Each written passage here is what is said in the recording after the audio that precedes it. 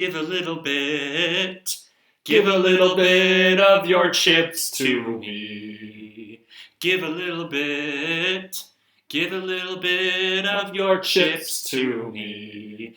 Now's the time that we need to listen to Two Fish at the Table. Hello, everybody, and welcome to episode 2, covering the 2004 main event. I am your co-host, Sam, East Coast Sam on Poker Stars, and OMG I Love Bjork on Party Poker. And I am Ben, Legend of Ben 1 on Poker Stars, and I'm happy to be here talking about really the start of the poker boom of sorts. We previously discussed the start of it all. The Moneymaker effect had just been the Mentos had just been placed in the Diet Coke, so to speak, and now here we have the explosion of popularity poker experienced in the following summer, right? With a record-setting at the time main event. The previous main event had 839 players, and we had more than triple, players, over 2,500 players in the 04 main event. Which they were completely surprised about. They thought, Howard Lederer wrote an article right after the 03 main event being like, yeah, next year we'll probably have like 1,100 players or something. It just went gangbusters. The ESPN, they just aired the 2003 main event over and over again because it was just doing better than hockey and football and just all these other sports. So 2,500 people, wow. And leading up to the broadcast of the main event, let's not forget that the ESPN also commissioned episodes covering the final tables of numerous events that would lead up into the main event, which was always the final event of the World Series. So viewers got a chance to experience other forms of poker, as well as get a better taste of different players, their personalities, their styles of play, and ultimately see who was the top players at the time. Right, yeah, we got a real taste in the broadcasts of Phil Ivey and Negreanu and stuff like that. We're not going to be focusing on those events this time, but we might come back to them at some point. But absolutely, the style of episodes of television definitely is similar in that the style had changed a bit from 03. The production definitely changed. We had a number of different technological advances, as well as editing styles that were different compared to the year prior. Yeah, you can tell they have more cameramen on the floor. They're getting a lot more angles of the outer tables. I can only imagine the logistics of this with 2,500 people in the building. Supposedly the fire warden came a few minutes of shutting the entire building down because they were blocking fire exits and stuff. Apparently that's a true story. Greg Raymer's told that story. So, it's nice that they see that they did up their production value. Though granted, I have some production problems. Absolutely. We'll get into those. We'll get into those. But I did feel that the overall camera picture quality, that was definitely a step up compared to the 03 episodes. Absolutely. And I did feel that the featured table felt a little bit cleaner, a bit more well set up. You have the table, and then there's a decent amount of space between the table and the crowds that could watch, kind of gather around. There were some, a lot of people, family, spectators that are always present in the main event. Oh yeah. But they definitely had a bit more of a stage effect for the featured table for sure. Yeah, I just love all the sweeping shots where they go from the outer table, somebody walking by, and then the camera pans over, and you just go right to the feature table. Those are fun. I actually loved how that worked in episode 9 of this season of the main event. We'll get to that a little bit later, obviously. But yeah, that was definitely something I really appreciated when we're done to 2 tables. You could go from back and forth to each one. Right. So really, I think from the top here, I think we should go, talk about what really has changed bit by bit from 03 compared to 04. Yeah. Not just the fact that there's more players, but day 1 was actually split into 2 days, day 1A and 1B, although they often refer to these days as sessions, not because of how they edited the main event. Or they would just call day 1B day 2 or something. Yeah, that was really frustrating. It's not day 2. It is for the tournament from a calendar point of view, but not from a gameplay point of view. And they had 100 people standing outside waiting to be called in.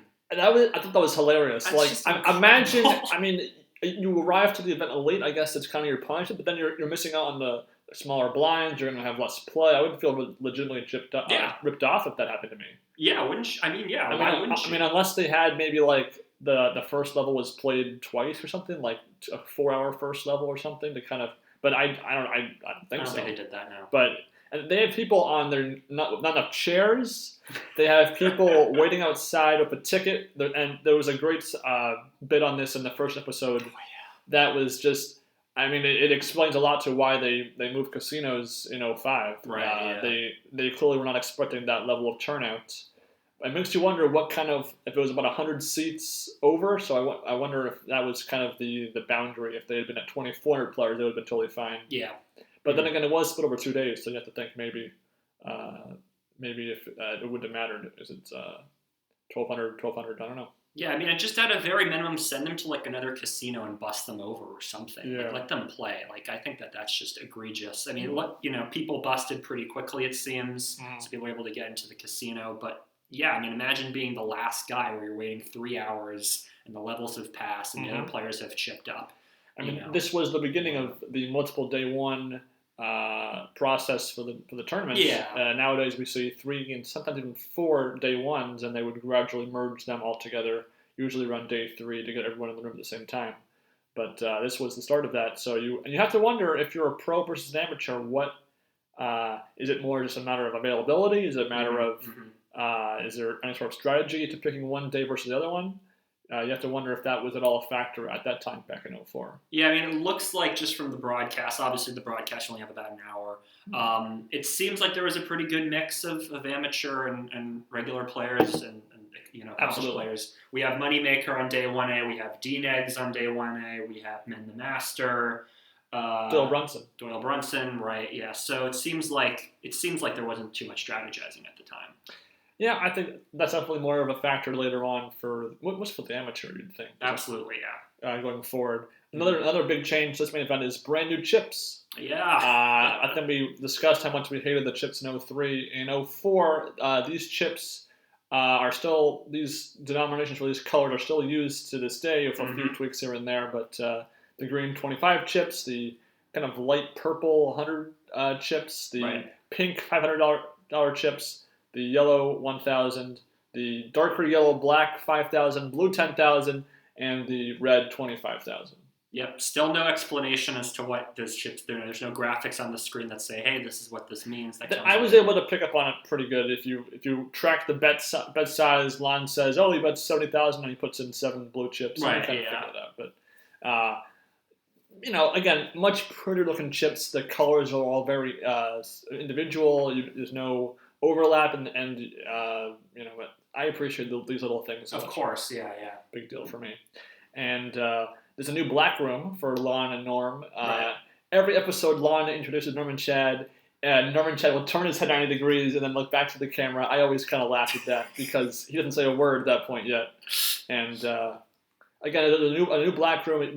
We don't see that black room again after that little 30-second bit at the introduction. And it's this, and then after that, of course, we get the new and improved, shorter poker rules video. Right, the Miller High Life first fucking appearance of that. Oh my god! So I think probably the biggest black mark against this 2004 main event is the amount of ads and time wasted for Levitra, for beer, for the Toyota Player of the Year. For the Tournament of Champions. Oh my god. I love those ads. Which by the way, the Tournament of Champions ad, it was exactly the same for 9 episodes. In episode 10, they changed it entirely. Right, yeah. Which I thought was kind of funny. Because they're probably building up to the premiere. They're trying to build up to it, yes. But it was, so I would say probably a good, I want to say like 3.5 minutes of each episode is spent on those advertisements. Yeah, with the woman, the Milwaukee High Life, stimulate your senses. Brought to you by Harrah's Entertainment. Yes. Okay, and then So I can fast forward, luckily now, but back then, of course, unless you had TiVo, you couldn't fast forward. I felt those were endless. When I was a kid, I was just like listening to those ads. It was just like, oh. Now, to be fair, a couple of the ad spots they'll do later on down the line, I did enjoy because at least it was a part of the episode. Right. Hold 'em or fold 'em. Yep. The Jacqueline's Beef Jerky wild card hand, which does go through an evolution over time, by the way, but these were just flat out stop the show, rant at the audience. A commercial break's not annoying enough. Let's have even more. And surprisingly, but none of these were ads for poker websites. Yeah, I mean, a lot of the poker websites were nascent at that time. I guess it wasn't quite at that level of yet, but that will definitely be a factor later on in history here. Yeah, it's just an odd assortment of like beer, cars, and drugs. It's just all guy stuff. It's just right. Yeah, whatever stuff. But and so before we really get into the nitty gritty, how do you feel this batch of episodes holds up compared to the 03 coverage? Better or worse? Yeah, that's a good question. I mean, the 03 coverage, there's a bit of a, like, there's an exciting air to it. Like, here's this thing, poker, that we've never really covered before. 04, there's a little bit less of that. Yeah, I mean, as you mentioned, I don't see too many differences in terms of the production and editing style between 03 and 04. One of the things I noticed is that they did seem to use a different, when they're giving, the interviews of players and, they're at a poker table, riffling chips and so on. They changed the table for that. They changed the angles for that. Yes. You can tell when they used a clip from 03 versus 04. Like, right at episode 1 in the opening montage, there's a clip from Hellmuth, and you can tell they used it from 2003 just because the camera quality is not as good. Yes. One problem I had in terms of the production values was the sound.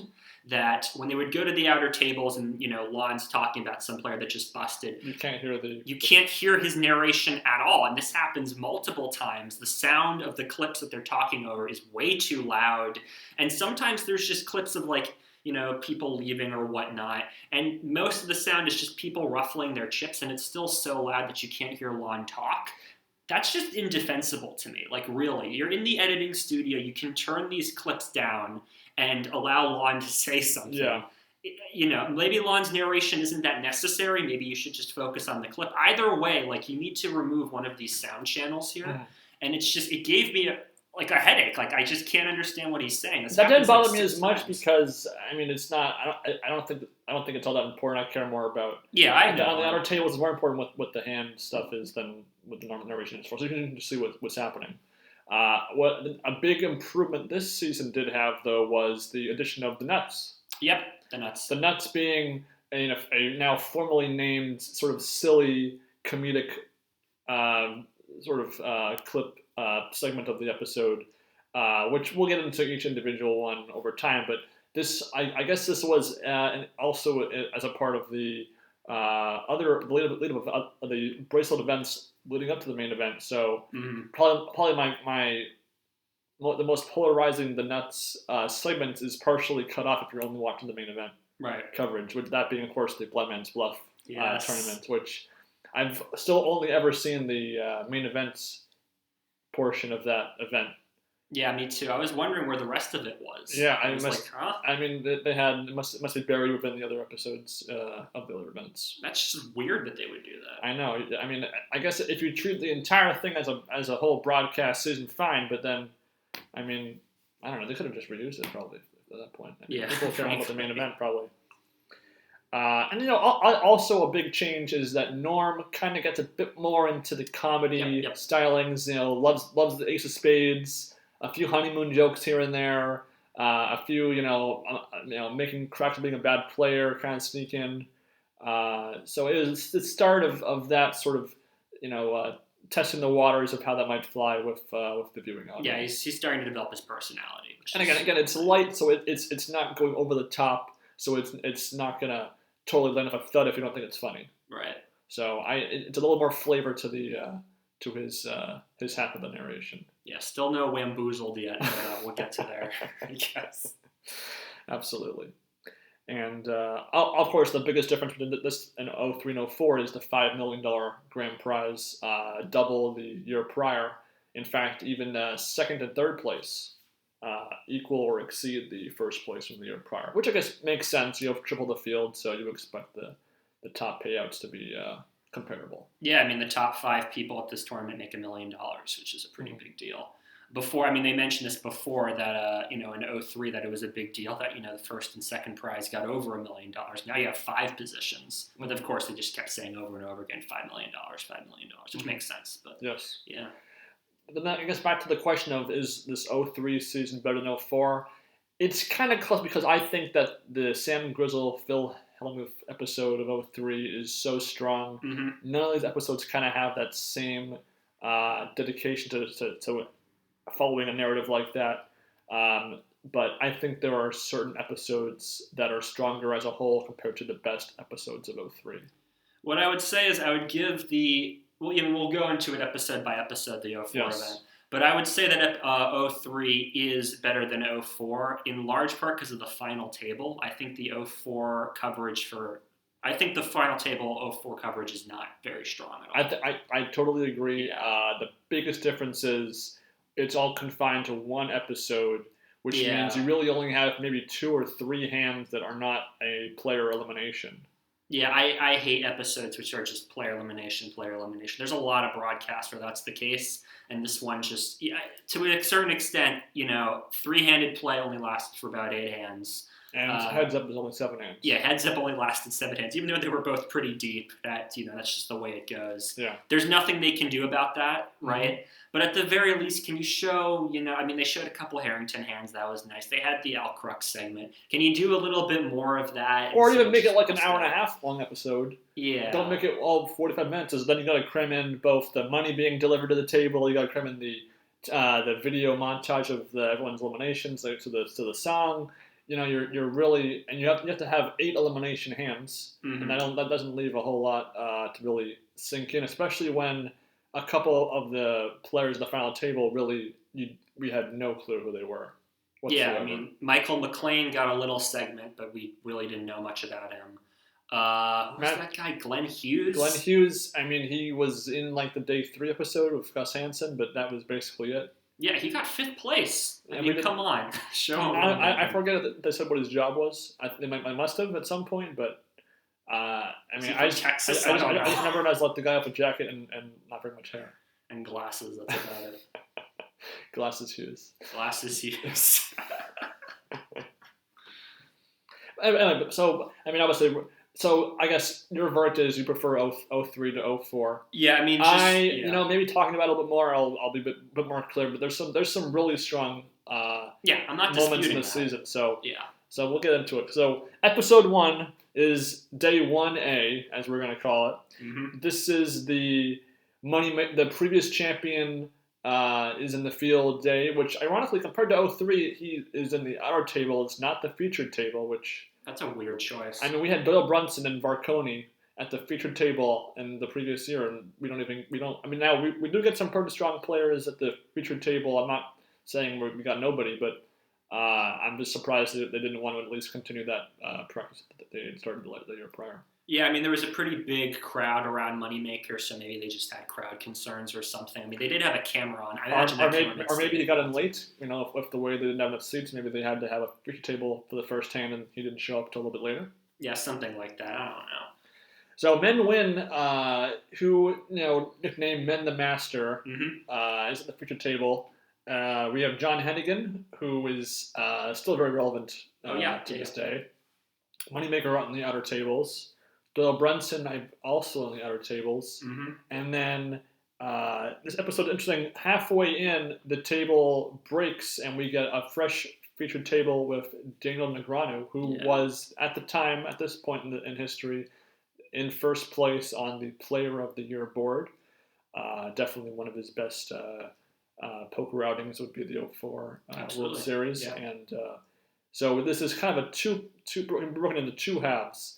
Men the Master, he busts with aces in frustrating fashion, which is, I always find it, I'm always amused whenever a pro at the time busts like that and gets kind of angry. He was so angry. Like, oh my God. Like, he's like, his eyebrows had dropped, his body language, he like throws his hands up, he just walks off. Like, wow. Mm-hmm.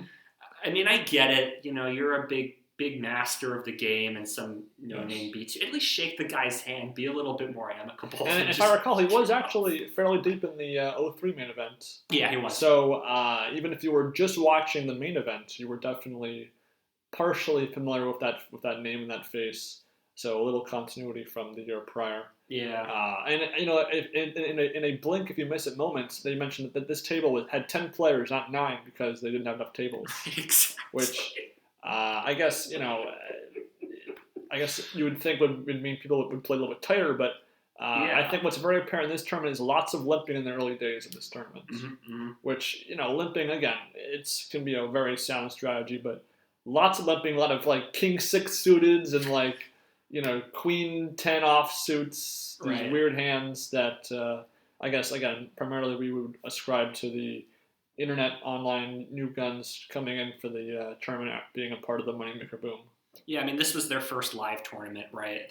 They got the bright lights on them. They've got Min the Master win by their side. I can understand why they'd want to play more passive, but come on, guys, that doesn't hurt you. Just make it a 2x raise. Again, one of the biggest, from a poker standpoint problems I have is lots of ridiculous opening 2 bets and then like a 3x 3 bet on top of that, and then like a 3x all-in bet on top of that. So you're blasting in like 40 big blinds with something like pocket jacks, Mr. Matthew Hagen, which, I mean, he wins a big hand earlier in the episode, and then he jets off like 17,000 to John Hennigan, who has aces, of course. And, I mean, again, when if this was the only time some complete newbie blasts off all his chips with a inferior pocket pair, overplaying these kind of cards, so be it. But this happens numerous times this entire main event. And yet you can still hear Norman Chad being like, he put in all his chips on a draw. It's just an interesting dichotomy there. Absolutely. Yeah. Absolutely. So again, the first half of this episode, I mean, I made a big deal about Hagen, even though he's just some random schmo with a jersey on. So, right, exactly. I mean, okay, bye. Get him out of here. Exactly. And then Helmuth makes his not so grand, but still kind of grandish entrance to the tournament. Stepping over the railing. Ducks down. He's a tall guy. So that takes a lot of dexterity. Good for him, I guess. And, he does get shown a couple of hands from on the outer table. He flops, a pair, and then his opponent outdraws him, and he has a little freak out. Just a guy that just like a total amateur just puts the way the guy that was sitting next to Helmuth, you can just tell he just doesn't know what he's doing. Right, exactly. And then probably my favorite Helmuth bit of the whole entire 04 World Series coverage is the folding of pocket kings on a like a 6-high or 7-high board. And he says, "What did you guys put in my Oreo cookies?" And it's hilarious. And I wish we could have known what our opponent had in the hand, but back then, our table hands, unless there was like an all-in and a call, we would normally not see the cards unless someone flashed a card to the camera intentionally. Exactly. Kings must have thought he had aces, I guess. I don't know. 7s in that spot, maybe. I don't know. Mm-hmm. And then I think we see a briefest of cameos of Mike Matusow on the outer table. That's his first real appearance. He'll be a player later on in the tournament. And Raymer and Lusk pop up very briefly in the nuts segment. Mm-hmm. Just like Moneymaker did in the first episode of 03. Just very briefly pops up. Foreshadowing. That's his advanced editing skills here. Yeah, exactly. And obviously, we get a pretty big sprinkling of Moneymaker throughout the episode. They have a sort of montage about Moneymaker, being a celebrity. I mean, there's more footage of him fanning himself to keep cold than him playing poker. Which is funny, yeah. Him doing interviews and then him fanning himself, and that's about it. And getting a massage. I mean, he looks miserable. He looks absolutely miserable. He got this weird facial hair. He's got his sunglasses on. He doesn't have the old sunglasses that are like mirrors. They're just black. Yes. He looks like a comic book villain or something. He looks miserable. Yeah. I mean, he must have been relieved when he busted out. It would have been like, all right, the pressure's off now. Mm-hmm. Yeah. So basically, at this point, we have the brand new table. Dean Eggs shows up. Right. They do at one point, do the player of the year leaderboard, which doesn't change. at a single point the entire 10 times they'll show it. And yet they're hyping it up like, Jesus could catch up with him. There's 3 players on the field that could catch up to Negreanu, then it's on a 2, then it's on a 1, then it's like, well, okay. And then after it's guaranteed Dean Eggs has won it, they still show it and announce it over and over and over that he's won. I don't even think they show him like accepting an award or anything. They don't. They show him in the crowd with a suit and tie watching the final table. Yeah. That's it. I mean, at least show him like holding the trophy or something. Or driving the car or something, right? Yeah, they do that in future years. That's true. I think 05 yes. Yeah. But it's like, come on. I know, it's a little ridiculous. Silly. A little silly. We do get a Negreanu versus Ayhan Alsajak moment. Ayhan Alsajak will be made deep runs both in this tournament and 05 actually. Yeah, he kind of under the radar kind of player in these couple of tournaments. And Negreanu, probably some of the worst play I've ever seen from Negreanu. Oh my God, yeah. He basically tries to bluff the Everybody. entire table like 5 times. I think he wins like one hand and then loses every other one because he's just trying to outplay these people. Yeah, at least he admits in his exit interview that like, yeah, I bluffed off all my chips. So Yes. At least there's that. But yeah, his reads failed him. I mean, he just that's the big narrative of Negreanu for the main event, right? It's like, look at this guy's sick reads, make it pockets, Yes. pocket sixes or pocket fives. And where is that? There's no narrativizing. There's He's just nothing. betting. Even his tailbench are like, he just bets, and it does not work for him. He's out on day 1. Which, again, in this tournament, 10,000 chips, the blinds, they get up to like 150, 300, and given the sizes of all these raises pre-flop, it doesn't last you very long. Right, exactly. And then, right after Negreanu bust, Moneymaker bust in the middle of a massage. And Vlad even points out, like, yeah, you had to pay the guy for a massage you probably thought was going to last longer. And then he just leaves. Oh, let's not forget, though, the brief Negreanu-Toby Maguire conversation. God. Again, this is at a time where there were a select few of like poker or celebrities playing poker. Toby Maguire of Spider-Man fame being one of them. You have Shannon Elizabeth. Shannon Elizabeth, yep. And then I don't know, maybe it was a later year, but you have. Jennifer Tilly was sort of around it. Didn't she win a bracelet? She won the ladies event, but I'm not sure if it was 04 or 05. Yeah, she wins a bracelet around this so time. So again, a couple of celebrities. But again, at this point in time, really, the level of poker is really at such a level that really it's not inconceivable to expect some celebrities to have some success. Yeah. Especially a lot of celebrities, they latch onto one pro, Ben Affleck with Ernie Duke, for instance. They get some coaching from them, and then they probably turn in a few results before they finally realize, you know what, I'll go back to Hollywood. I'll go back to acting. I think actually Ben Affleck won some big poker tournament in California around this time. That sounds about right. I mean, that's kind of how they sink their teeth into the poker world. Really, they get one decent win that kind of inspires them to keep going for a little bit longer. And of course, there was Boston Rob in the mix as well. It was very competitive. I'm a big Boston Rob fan from any show he's in. So even if it's a brief cameo, I still appreciated that for sure. Rob and Amber Against the Odds is perhaps the greatest reality show of all time. But yeah. And so the episode kind of ends with them highlighting how many former champs are still in the field. Right. Texas Dolly being, of course, probably the biggest one. Hellmuth, of course, surviving into day 2. And I think the third one was it Dan Harrington? Was he in the next episode? I think Harrington was in this episode. Yeah. But, he won't go deep, so we don't have to talk about it. I got third last year. He's got enough. God, the guy just doesn't get any respect. I mean, he won the main event in 1995, gets to the final table in 03, spoilers, gets to the final table this year, and he still gets so little screen time. And I know, right? He should be the main character of this entire narrative. He should be. I mean, come on. Yeah, was Chris Ferguson really that huge in 04? I mean, it's the nickname. It's all a nickname. It's he was a more recent champion than Harrington was, to be fair, but that's still pretty Moneymaker, though, so who knows how big that deal that was. So episode 2, again, covers day 1B, so everybody else that couldn't fit into day 1A, starting again on level 1, the first level of blinds, 10,000 chips.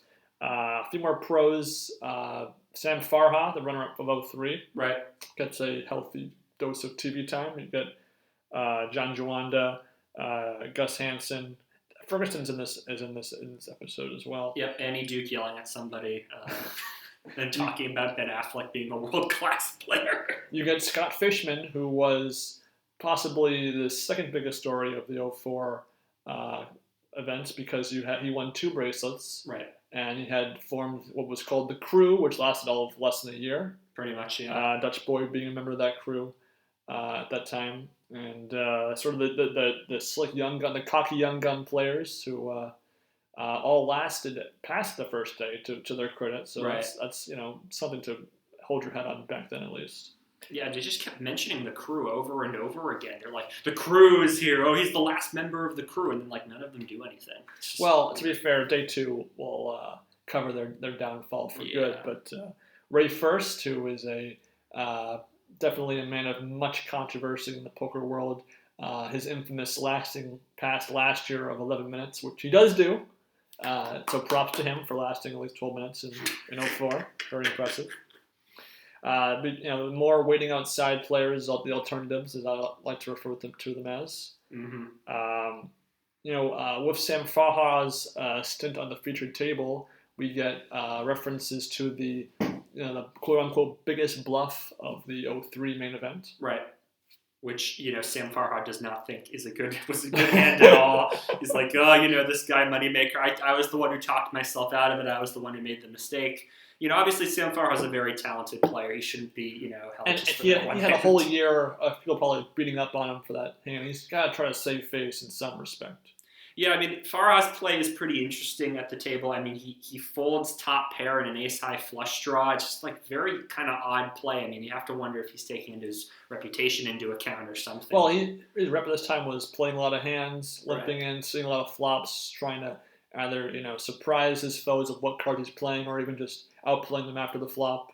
Mm-hmm. Which he does hold his own okay at this featured table in this episode, but much like Moneymaker, he meets his untimely demise. Yeah.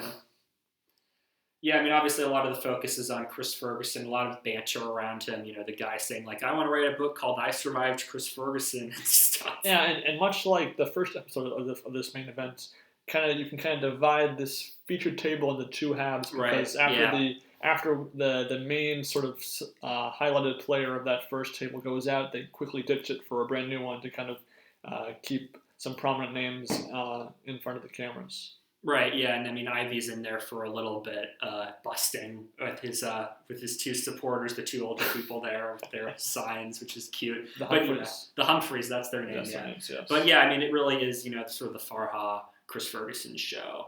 Well, a little bit of Annie Duke getting pissed off at Brett Youngblood in the outer tables over his poker etiquette, which again is ironic considering the Dana Negreanu Annie Duke etiquette disputes that were a thing like 10 years ago. Yeah, it's just there's so many ironies, just how they treat Chris Ferguson, how they treat Annie Duke, just ugh. And I mean, again, obviously it's not their fault. This was 20 years ago. They couldn't have known what was going to happen. But it's just stuff like that. While meanwhile, somebody like Dan Harrington, who's had no controversy, seems to be a pretty decent guy, just gets so little coverage. It's just like, oh, come on. Yeah. And then this episode's The Nuts, the first version of The Nuts, covers the final 3 of the Blind Man's Bluff tournament. Kalani Gowan, Chris Moneymaker, and Amir Fahidi being the final 3. And I guess Mike Matusow was eliminated earlier in that event because he's in the introduction, which ironically, the introduction to the event with the Nuts and the introduction is longer than the actual meat of the segment. Which is just horrible. I mean, come on, like they're all these players. Oh, this is the toughest thing I've ever had to do. Oh. I mean, it's funny. It's kind of funny, but it's also just not paced correctly, is what I'm getting at. And they just go all in every single hand pre-flop. I mean, you don't get a sense of how the event had been put up until that point. Was it that treated that frivolously? Yeah, I mean, just have an episode with all of it. I would love to have seen that. You don't have to have it be a bracelet event. You can just have it be for the cameras. Just have an episode showing all of this Blind Man's Bluff event, especially if Moneymaker's going to win the whole thing. You get a lot of coverage out of it. Right? I mean, can't you? I mean, come on. I mean, so Amir Fahidi does go out in that segment, leading just 2. and that is sort of the cliffhanger for the to be later revisited in the main event coverage. I just don't understand. Like, I mean, we talked about this earlier. I just don't understand how they would just cover it like that. Just show it. Come on. Mm-hmm. So Chris Ferguson does play a couple of prominent hands as this episode dies down. He plays a pretty awful bluff of 7 deuce offsuit, and then ultimately sucks out against pocket aces on the river to the man who was going to write a book supposedly on how I survived day one versus Chris Ferguson on my left. Horrible. Which again is hilarious, but it's also just kind of like, Ferguson will get very lucky in this tournament going forward. Oh yeah. But this is really, it shows you even the top pros of the time can play awful and still thrive. Yeah, exactly. Moving right along to day 2. Well, I have to say this. I love John Joanda, but I cannot believe he blew 35,000 chips on day 1 with pocket 9s. Okay, that's fair That is enough. a lot All of chips. That is a lot of chips. He's a nice guy. He plays good. He was featured at the feature table earlier in the episode, and he just cannonballs 3.5 starting stacks, which is a great chip stack to head into day 2 with 9s. Which, again, it hurts. It hurts my poker instincts inside my body. Fair enough. Yeah, I mean that's egregious. That's just bad. But I'm sorry. Day 2. Day 2 of the main event. The Texas Dolly Doyle Brunson show, as I like to call it. Yeah, I mean, we get a little bit of Johnny Chan in it. We get a little bit of Dutch Boyd in it. But yeah, I mean, this is, Doyle Brunson just tearing it up, being treated like an absolute poker god the entire time. And he does kind of play like that. He gets lucky a little bit, but he does play very well. He completely upstages the most cockiest of Scott Fishman. I mean, the contrast is an amazing old school, new school, arrogant versus calm, well-mannered poker players. It's just a master class in how to handle just a cocky young brat at the table. Exactly. 9 times out of 10, the guy's going to get tilted playing against this guy, but Doyle just even-keeled, just runs him over. Every single hand. Now, again, the editing, for all we know, there was hands that Fishman would defeat Dolly in, but I wouldn't be surprised if he didn't a single time. Yeah, I mean, just had him eating out of the palm of his hand, folding ace-king and stuff. I mean, just crazy. Absolutely. Yeah, it's great. I mean, I should mention that this season of the main event does a much better job of telling us what the blinds are at all times. They're very regularly mentioned every episode, multiple times, so we can sort of at least keep track of that. That was entirely absent from the 03 main event coverage. Yeah, I mean, they explain it, once every, supposed level changes. Obviously, we don't know when exactly that happened. But yeah, I mean, it's nice that they do include that. Still would have liked to have seen chips behind, but we will get that eventually. Now, at one point, Lon does refer to this episode, to this day's action as day 3, when we know it's day 2. It's episode 3, but it's day 2, and you can't convince me otherwise, Lon, no matter how many times you say day 3. And I would say, as the entire crew in this episode gets knocked out one by one, this would be the only time the crew would ever be the crew in the first place. Scott Fishman would fizzle out in a couple of years out of poker, so there would be, besides Dutch Boyd, really the only person who has stayed in the poker sphere to modern day. Yeah, pretty much. Yeah, I mean, it's just, again, this is 04. The internet poker's at its height. I get that these are, young, charismatic players, but come on, be a little bit more even with the edit. I mean, come on. In this episode, though, to kind of contrast maybe these young, cocky guys, we do have a lot of the women still in the field featured, the ones that made it past day 1, particularly Vanny Duke, Cindy Violette, Kathy Liebert, and the most amateur of all these would be Aaron Ness from Maxim Magazine. Yeah, I mean, they do a montage about women in poker, and just hearing the men talk about women in poker and how they perform, Steve Zoltow, talking about their brains and how their brains are structured, which makes them better players. That's just creepy as all heck. I know. I mean, it's just weird. Come on, of course, Aaron Ness working for Maxim. I mean, come on, that's what you're trying to promote. This sort of sexist image of women in poker. I just think that's just. It's 04. I'm not saying we should cancel ESPN, nothing like that. But wow, I mean, just the stuff got aired is just so well, weird. The thing is that Aaron Ness would make it into the money, and they would make a big deal out of that in the edit. But if I recall, a min cash in the main event in 04 was $10,000. That's it. Like they broke even. Like Yeah. so, she broke even for the tournament. And probably spent, how much on her hotel and food and so on in Las Vegas. I mean, so. I know. And she would actually play a few kind of celebrity-ish poker programs for the next year, but she would not be a mainstay in the poker scene after that. Yeah, I mean, the last woman to remain is I can't even remember her name, just some grandma. It's funny that they're trying to promote these like young women and then just some old lady makes it. Yes.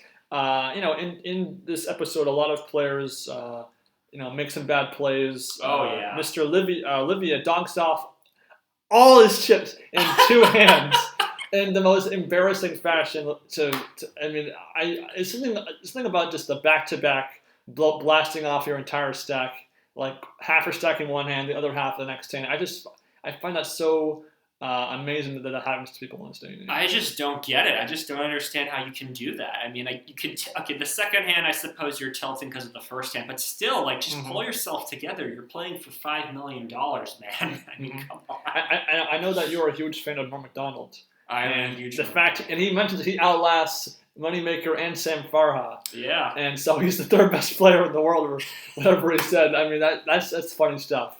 He's great. Yeah, he's played poker for a very long time, and he's talked about it in his stand-up, so it was good to see him there. He's kind of a number of celebrities, comedians really, from these sitcom shows, Jason Alexander, Brad Garrett, that would be probably the most prominent celebrities in the main event scene in the years to come. So this is kind of the start of that wave. Right, yeah, I mean, none of them ever really did that well beside, maybe Kevin Pollak, but, it's nice that they're in there. Absolutely. It's nice that Boston Rob's in there, Mm-hmm. A lot of attention to Phil Hung's very up and down day 2 is mentioned. His chip stack going up and down. He goes all in with second pair, went to the top pair. I mean, he just, Helmuth, he's known for protecting his final chips like they're, his children. And so he makes it into day 2, which again is nothing to be ashamed of.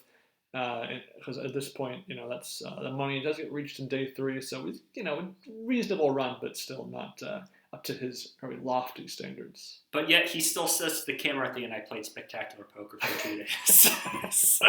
Absolutely. And then Doyle knocks out Howard Lederer, rivering the flush against a set, and Brunson has a huge stack at this point in the tournament that will carry him considerably further into the tournament. Annie Duke bluffs with king high against ace high on a 6-high board, and goes out in spectacular fashion. Yeah, crazy. And at the end of this episode, we were left with 277 players. Now, at this point in time, the main event, 10% of the field would cash. Right. So they were very close to the bubble heading into the next day of the tournament. Yeah, I mean, it's just crazy how much they just managed to whittle the field down in just 2 days of play. It's just crazy. Absolutely. Yeah. And so really day 3 is the infamous, in the tournament, the bubble episode. Right, yeah. And they handled the bubble a little bit different in this episode. They kind of almost set to a little montage. Right. At one point with probably my favorite sound bit being of Bobby Chung saying, "I'm a professional now, 2 aces." Yeah, Tomar Benvenitsky shows up at one point, saying, "Still alive, still alive." Yeah. Yep. Ironically, this episode, Gus Hansen's kind of the main character on the featured table. He does make it into the money, but he doesn't really play all that well. He dips down in chip counts basically pretty regularly through the whole episode and ultimately busts out to a player that would make it to the final table, Mr. Mateus Anderson. Yep, this is his first appearance in this episode, the Screaming Swede, as he would later be called. Josh! And to think he's not the worst screamer in the history of the main event. I know. We're about to encounter war. And there are lots of eliminations on the featured table in this episode. Yeah. Up into the bubble and then afterwards, which again is pretty common in these sort of bubble days of the tournament. People busting up for the bubble, and then they kind of go out in quick succession as they are guaranteed something, and so the short stacks can kind of gamble a little bit and try to get back up there. A lot of players. This is kind of the episode where a lot of the final table characters start to pop in. Mateus Anderson, of course. Glenn Right. Hughes appears at the featured table. We do see Josh Arieh for the first time, I believe. Where we're playing Tiddlywinks. Again, probably the cockiest player of the 04 main event would be him, which is saying something compared to the guys like John Murphy and maybe even Marcel Luce to a lesser extent. Yeah, I mean, Arieh, just from an editing perspective, is interesting because I'd say he's the first villain. I would agree with that. Yeah. I mean, we've had players that are a little cocky, a little arrogant, a little, maybe trying to dig into their opponents with their speech play. But for sure, his demeanor, at least in the edit, I mean. Yeah, I mean, this is a villain edit. Absolutely. Yeah. Because you got to have a villain edit for somebody. Yeah, but it's just interesting. I thought his edit was actually not as horrible as it could have been because we do have that segment about his wife being sick and how he thought about dropping out. Yeah, they tried to make him a villain of a heart. Yeah, I mean, it's not until, much later that we start to get the really villainous stuff, but here, the Tiddlywinks comment is where we start to get our villain edit. David Anderson shows up, by contrast, a very, very sympathetic edit. Given Absolutely, his backstory. background being a brain of a child, which I had forgotten about that backstory because I remembered him more for his infamous sort of slamming the table later on in the tournament, which we'll get to. We do see some pretty awful play in this episode. The first two hands show some just flat-out atrocious poker. Mateus Anderson puts in a 3-bet at one point to 110,000. The 2-bet was 6,100. The blinds were like 1 and 2,000 at this point, so a 3x open, okay, and then he goes, almost 20 times that sizing. I mean, again, indicative of the atrocious bet sizing in poker in 04. Yeah, and just the weak spots. I mean, Eric Seidel shoves with King 8 offsuit. I mean, just weird plays from people that you'd expect better. I mean, again, I understand you're trying to play aggressive. Maybe, you're on television, you want to make these big moves, build your resume, so to speak. But really, guys, I mean... And then on the money bubble, we had the montage, and then 2 players actually bust out on the bubble. Dewey Tomko on the feature table, and then a player who was apparently all in the dark on the bubble. Like, I assume we had to been all in with, like, in the blind or something or like that, because it doesn't make any sense. And to the casino's credit, though, they actually do kick in enough money so that both bubble boys get the full payout, which we would not see from the casino in later bubble situations. Right, exactly, yeah. So they can go home. And as the bubble boy nowadays gets a free entry into the next year's main event, so it costs the casino the same amount of money to do that. Right. But obviously, I think cash speaks louder than a entry fee.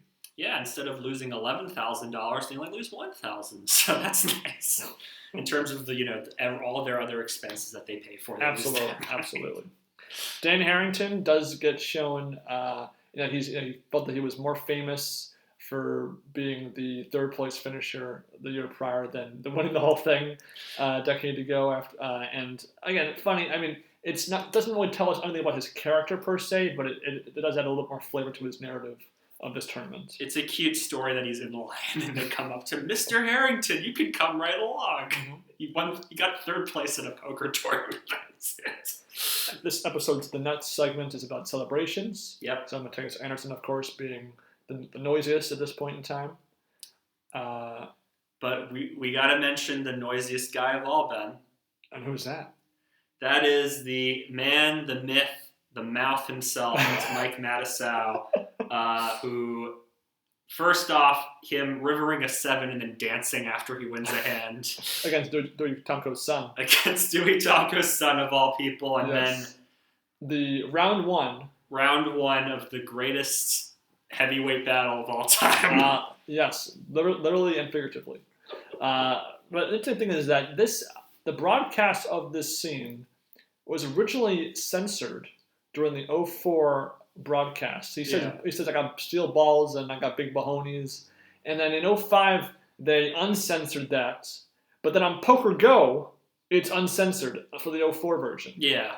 So they flip-flopped, I guess, for television standards or whatnot. They were able to get away with that. But I was just surprised by that.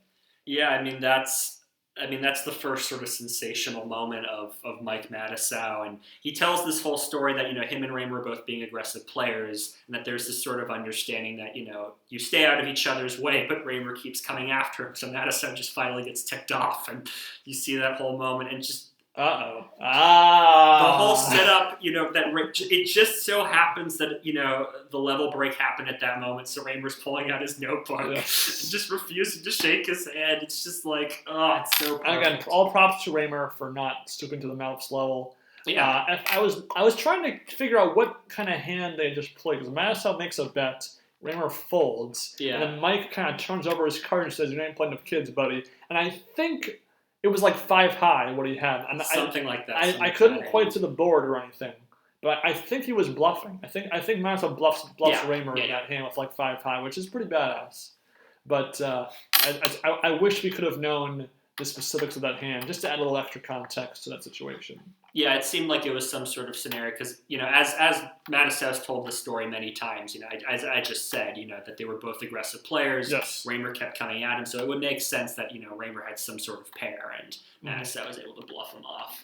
But, this is, the first appearance of Greg Raymer, too, on the whole broadcast was him involved in this hand. And, what a turns to the camera, the glasses shine on the lens of the glasses shine. Woo! Evil eye. Yeah, exactly. That's very, very well done, actually, that introduction for that glasses. Yeah, it's a great sort of, winner's edit moment, so to speak, showing this guy, getting yelled at, and he manages to just sort of roll with it and take it well, even if he doesn't shake the hand, which, judging from the moment in the next episode, seemed to have been something of a misunderstanding, because Greg was like, "Oh, you didn't really apologize," and Mike's like, "No, I did," and then they sort of make up for a moment. I guess he just didn't see it. I don't know. No, I think it was what he said at the table. Literally, that sort of thanks so much, appreciate it, and I appreciate your comments. That actual conversation, I don't think we missed anything, honestly. So the episode ends with one woman remaining in the field. Lon refers to it as the tournament being halfway over, which I guess is true. If it's 6 days, this is the end of day 3, so halfway in a sense. Gus Hansen, of course, loses to Mateus Anderson. It's kind of the ending of his story in that episode. Yeah. Gus Hansen being a very popular player, known from the European scene primarily, but was in a lot of big tournaments back then. Again, one of the biggest players in Europe for sure. Yeah, can we just a little bit about his just segment where he's just flexing his muscles while techno music plays in the background? What the heck was that about? I guess something for the ladies. I don't know. Yeah, I think he was on the Maxim 100 or 100 most handsomest people in the world. But really, come on, what the heck is that about? The next episode, I guess day 4, or maybe it was day 3 still. I don't know.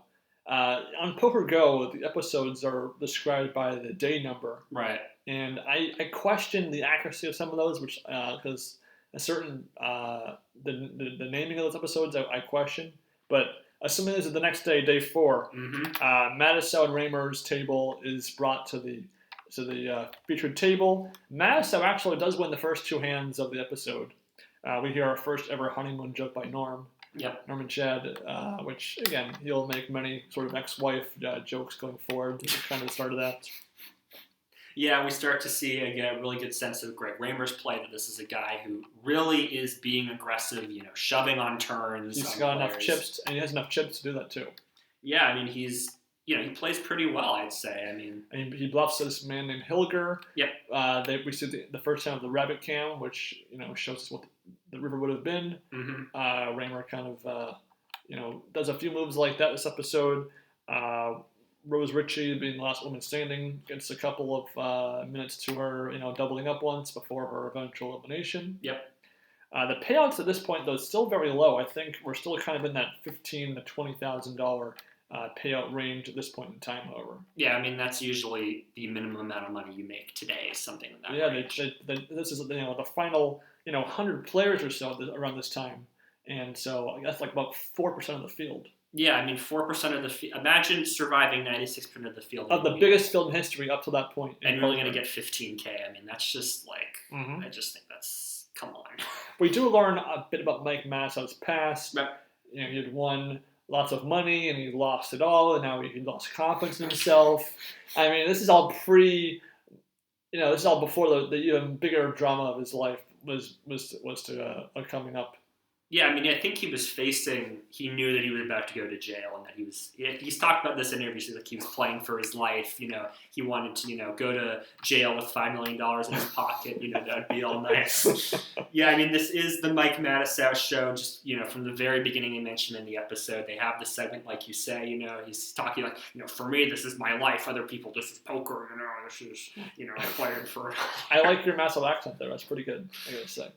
What about 70% of the chips left at the We'll get to that next time. That's 05, man, next time. We'll get to that next time. 05 main event. But, yeah, I mean, obviously the, big hand is, Matusow 9-7 and Raymer. Well, even before that, Matusow loves those nines. So he raises an ace-9 under the gun. Like, 5 other players call. And then Matt Burrow says, "What you raised on the gun?" He's like, "I had 2 and a 9." And then he says, I had 2 9s. Like, he lies about his hand twice in the same hand. I just found that hilarious. He can't even keep his story straight when he's lying. It's just so great. And then, yeah, I mean, the Raymer hand, which he later called, like, the best call he ever made on that, It's a bad call. I mean, if Matusow believes he has a true edge in the field, you should not be risking 2/3 of your chips on a hunch, a strong hunch. Yeah. But even if you're right, you could still lose the hand. You don't know what Raymer has. He's probably not bluffing with 3 deuce offsuit. You got to think about best case scenario. What are you ahead of? Yeah, and just how that hand. He's trusting his read though. Yeah. Back then it was a lot more about, what, I have this, I think you have that. I don't care what the chips counts or the pot size or anything is, I want to go for it. Raymer goes all in on a relatively small pot. Right. I mean, I think Raymer had like 241,000. Yes, yeah. And I was trying to quote Raymer there, how he said it to Matusow twice. And the pot was probably maybe like 1/4 of that. So it doesn't make sense to... if it's not like if it was a pot size bet, okay, it's different. It was the ratio of the bet to the pot size is completely ignored. Yeah, and the blinds were something like 2 and 4K or something like that. Crazy amount. Terrible. Yeah, I mean, but Matusow does call. He's very excited that he's ahead with second pair. He calls out for a deuce, and what should the turn be but the deuce of diamonds, which I just think is lovely, poetic. Yes. And Raymer, just yes, very excited that he beat Mike Matusow. Mm-hmm. Yeah, I mean, and then from there, Mike Matusow does not have the best day. Well, in between his elimination, we'd also have John Murphy coming to the table. Right. Big stack play. He squares off against Raymer, bluffs him with like 5 high. A very impressive bluff, for sure. We have a couple, a little bit of outer table coverage. Ferguson is shown at outer table, but clearly it's old footage given that he has the $100 chips in his stack at that time. Yeah. So, they would sometimes show a player in a side segment, like using clips from further on in the timeline or from the back, which I guess, you have to use what you can use. But continuity like that will always jump out to me in my brain. Of course, yeah. I mean, it's something of a lie. I mean, I get that you're trying to tell a story, but I think it's fair to just go in chronological order. Absolutely. Showed that in a previous episode. John Murphy, he's the first player to crack 1 million chips. There was about 26 million chips because you have 2,600 players, 10,000 chips each. Yeah, it's a big deal. So it's big deal at this point in the tournament. Him being the young kid, they call Floorman to check his ID, which I think is always funny. Oh, that's great. Yeah. A couple of players look very young in this tournament. You have Tobias Pearson, who looks like he's like 19, even though I think he was like 26 or something like that. He was actually not even in that 21 age range at all. Matthias Anderson looks like he's a teenager. I mean. And Mike Matusow, the infamous Ed Foster, Matusow ace king, ace queen hand. Matusow goes out in 87th place. The episode concludes with 83 players left. Again, about 3% of the total field that the tournament began with. Yep, and for his incredible efforts at outlasting so many people, he wins $20,000 and he goes to jail broke. That's true. That's true. I mean, yeah, he said later on, the reason why he cried was because he's knowing he's going to prison broke. Again, that story does get the attention it deserves the following year, but in this time it's not at all a factor whatsoever. Yeah, I'm surprised they didn't. Maybe he just wasn't public about it. They didn't mention That's it. possible. That's possible. But still, my favorite part of that moment is immediately after he cries, he sort of lifts his head up and he goes, "Did you see the call I made on him earlier?" He still had 100,000 chips when he lost that hand, and so it wasn't game over when he lost that hand. But as Raymer said, Mike Mead was going broke one way or another. Mike was going broke no matter what. No matter what, that's right. Yes. And Marcel Lusk pops up at the end of the episode. And they're like, "Oh, he's a big player," but he wasn't even in the episode really. That's true, but he probably gets some of the most screen time out of anybody for the rest of the season.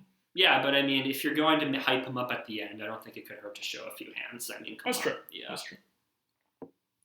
So episode 6 is probably my least favorite of the entire 04 coverage. It's day 5. Mm-hmm. We get Bill Brunson, Danny Harrington, Ferguson, the last 3 former champions in the field. But I didn't care for the events of this episode particularly. Yeah, we have quite a bit of movement. We have Murphy chipping up, Raymer chipping up. We do have the Arieh montage that I mentioned earlier. Talk about his sick wife. Yes. So we have some character building. We have Chris Ferguson losing a bunch of his chips. Kevin Schaffel. Yeah, Kevin Schaffel appears in there. A future November 9er for 2009 main event. Does appear. I was kind of his deepest run at the time, so I was a little surprised by that. I'd forgotten that he made a fair shake of it in this tournament. Yeah, good for him.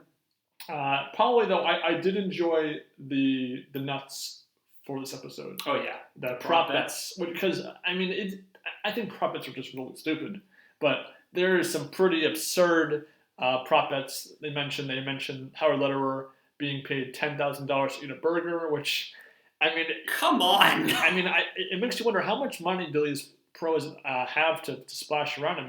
You have to wonder. There's not a ton of amateurs in the poker scene quite yet, so you wonder where's all this money coming from that they can splash around so haphazardly. Yeah, we didn't mention the last episode. The next segment was about the golf and how Phil Ivey's out making bets on the golf course, $50,000 if I make that shot, $100,000 on this hole. And they're eventually going so slowly that one of the park managers has to come up to be like, "You guys have to pick up the pace." If one an 18-hour play of for 9 holes or something. What are they doing? They're just punting off their thousands of dollars to I do question though, is some of that just for the camera though? Probably. They might have agreed beforehand. We're just going to pretend, or add a zero to our bets or something like that. But if it was real, it's pretty funny. If it's fabricated, then I sort of shrug at it. The guy that got implants, that wasn't fabricated. That reminds me of a joke from the Drew Carey show, where the friend just gets implants on a whim for and then it's the next scene it's gone. But $100,000. It's pretty crazy. Yeah. Bill Brunson does bust in this episode, leaving just 2 former champions. Bradley Berman tries to bust him a couple times and finally gets it done. Chris Ferguson doubles up on the very last hand of the episode and celebrates to the crowd, which I do remember that as a kid, that being a pretty big moment for me. But it's Chris Ferguson. Yeah, I love the shot where Doyle's walking away, and they just managed to capture that shot and just pans over to the feature table. That's what I mentioned earlier. Absolutely, so cool, absolutely, great shot. Mm-hmm. Yeah, I agree with you. This isn't an exciting episode, important to establish for the narratives, but it just wasn't very interesting to me. Yeah, it's heartbreaking to see Doyle go away. Luckily, the next couple episodes definitely pick up the drama and the pace, with episode 7 covering Day 6, Part 1, supposedly. Yeah, we have 3 Day 6 episodes. But somehow John Murphy oversleeps for Part 2 of Day. Does not make sense to me. That has to be incorrect. I bet he was hungover or something. I don't know, maybe on a break, but then he was at the hotel. I don't know. I don't believe it almost. Yeah, something happened there. They weren't letting us in. But the Part 1 of Day 6 is 100% the Marcel Lusk show. Yep. He's at the feature table. We see very regular chip counts for individuals in this episode. They win a hand. We are told how many chips they have, kind of getting us in the habit of trying to figure out where everyone is sitting relative to the rest of the field. Yep. 50 players begin this episode. They play down to 32. Yep. Marcel Lusk John Murphy, Harry Demetriou, all very prominently featured. David Williams shows up for the first time, which is nice. Josh Arieh sucks out on a $1.6 million pot on the river, and he's just arrogant beyond all belief. Yeah. Kevin Schaffel does bust, almost makes quads. He rivers one number off on the right suit of what would have given him winning quads, which is always hilarious if you ask me. Yep. Marcel Lusk, he mentions how he brought 7 suits for 7 days of the tournament, and he got to wear 6 of them, which that's pretty impressive. Almost got to wear 7th. Probably should have worn 7th. He probably. Yeah.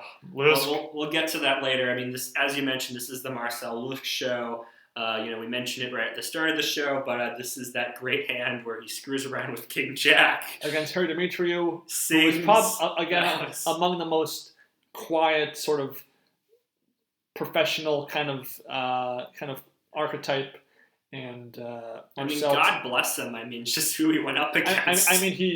It's a bad day for Demetriou. Patience of a sage. Jeez. Absolutely. Al Crux hits a Miracle 2 outer and basically has no reaction to it. He's just like, cool. Which again, good for him. They mentioned how he had made a final table in the main event. I believe in 1995, actually. I think he made 2 previous finals. I think 2. I think you're right. But one of them is in 95, which is when Harrington won it. So he had been in this high-pressure, high-stress situation before. Yeah, I mean, he was, sort of one of the old guard. Didn't really get much respect, it seems, in the coverage until the last episode. But it was good to see him. Yeah, I mean, this was a pretty varied episode in terms of the personalities. You got some more Gavin Anderson in there. Which was nice to hear from him. It does seem like this whole episode takes place over 4 hours. They kind of feature 2 levels of blinds. So they were breaking up the day 6 into fairly even chunks, which is interesting because for the most part, they would, at this time of age, they would have one episode cover one entire day of the event. Maybe half if it's the last day, which is this is kind of the last day before the final table. Yeah.